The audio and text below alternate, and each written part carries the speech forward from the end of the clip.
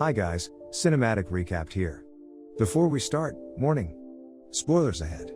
Today, I'm gonna explain a British science fiction, drama, and thriller movie, called Settlers. The movie begins by showing a lonely outpost located on Mars. In this era, this planet is no longer a foreign place for mankind. In fact, a family was deliberately placed on this planet and has lived for 10 years. This small family consists of a father named Reza, a mother named Ilsa, and a daughter named Remy. In other words, they are used as objects for the researchers to find ways to survive on Mars. They have the same routine as human activities on Earth in general, such as farming and raising livestock. The couple managed to raise Remy since childhood. Because of that, she has become the first human born on Mars. In addition, she also creates a new history throughout human civilization. One day, Remy feels that something is wrong after she feels her presence being monitored by someone else. She then reports this to her father, but her father says that there is no one on this planet but the three of them. As a result, Reza and Ilsa always try to accompany their daughter even though it is late at night. The next morning, Remy is immediately startled by the warning written on the window of their house. The warning reads "Leave" and looks like it's written in blood. Therefore, Reza and Ilsa immediately get ready for something bad and they looked really panicked. Sure enough, there is a mysterious group of people besides the three of them, whom they had never known. Unfortunately, when the situation is already conducive, Remy deliberately leaves to pet a pig whose cage is across from their house. Her mother immediately calls her back to the house. Thus, her presence is known by the mysterious people who have been waiting around the area. On the other side, her father is constantly trying to distract the mysterious people while protecting himself from bullets. Luckily, Remy manages to get into the house after being rescued by her mother. After the attack happened, Reza wants to take revenge by looking for the remaining people. However, the gunshots which sounded this time does not bode well for Ilsa and Remy. Sadly, Reza has died after being shot by one of the mysterious people who still survives.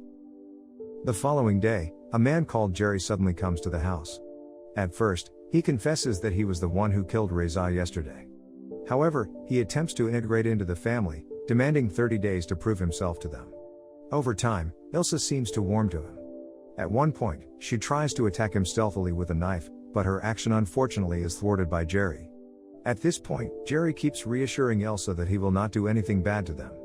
His words are also proven by his action in properly burying Reza's body, even though Reza's death was still caused by himself. On the other hand, Remy, who is still suspicious about Jerry's movements, intentionally peeks at his activities. Although Jerry realizes this, he still let her watch him busy preparing all his equipment in the warehouse. On the 11th day, Ilsa takes out Steve, a pet-like robot found in a storage unit. The robot was purposely prepared by Ilsa to face a lonely atmosphere if one of her family members died. Since then, Remy has been spending more time with the robot, while Ilsa has grown closer to Jerry. One night, Jerry tells Ilsa that his group has been on Mars longer than Ilsa's family. At that time, Mars was already inhabited by humans who were deliberately placed by NASA as the object of research. Unluckily, there was a cause that makes groups of people fuss with each other. Plus, the commotion continued for decades. In the end, only Jerry's group was left in charge of attacking and ordinary citizens in charge of defending. Surprisingly, Jerry chooses not to reveal the cause of the commotion to Ilsa. On the 18th day, Remy accidentally sees her mother being harassed by Jerry. Moreover, Jerry continues to do it repeatedly until the 27th day. At that moment, Jerry has dared to make out with Ilsa, until Remy has to see his action again and again. Because of this, she no longer trusts her mother's sincerity and decides to leave the house secretly. Even though Steve tells her not to leave, she still believes in her decision. During her journey, she does not find anyone on this planet. The distance she has traveled is also quite far, which her parents have never been this far. She comes to a point where Remy cannot continue her journey because the edges of the area seem to be covered in transparent glass bubbles. With her discovery, she is sure that her parents never know about it before. Not only that, she also finds a large door which looked like a tunnel. She desperately enters the tunnel after pressing the button beside the large door. After she enters for a few seconds, she starts to feel short of breath, causing her to pass out in the tunnel. Not long after, she is rescued by Jerry, who is wearing a costume and mask to breathe in there. But again, Jerry's help means nothing to Remy, who still considers him an enemy to this day. Long story short, the 30th day has arrived. Currently, Remy feels increasingly disappointed with her mother and she decides to isolate herself. Once again, Ilsa tries to shoot Jerry when she has the chance. Unfortunately, she fails as the magazine of the gun that Jerry intentionally left was empty. Consequently, Jerry kills her in the ensuing struggle. That way, Jerry has broken his promise in front of Remy after killing her parents. Inevitably, she is forced to live alone with Jerry, no matter what grudges she feels so far. The years passed, and Remy is now a young woman. She remains sullen and almost completely silent around Jerry all these years. At one time, Jerry acts presumptuous towards her, causing her even more afraid of him. Therefore, she makes a plan to run away from the house. Because she is too focused on her plans, she does not have time to take Steve to play with her all the time, unlike when she was a kid.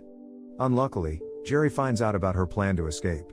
After that, Jerry stops her from running away and he immediately ties her up. It is revealed that Jerry had bad intentions towards her which he has been hiding since he first met Reza's family.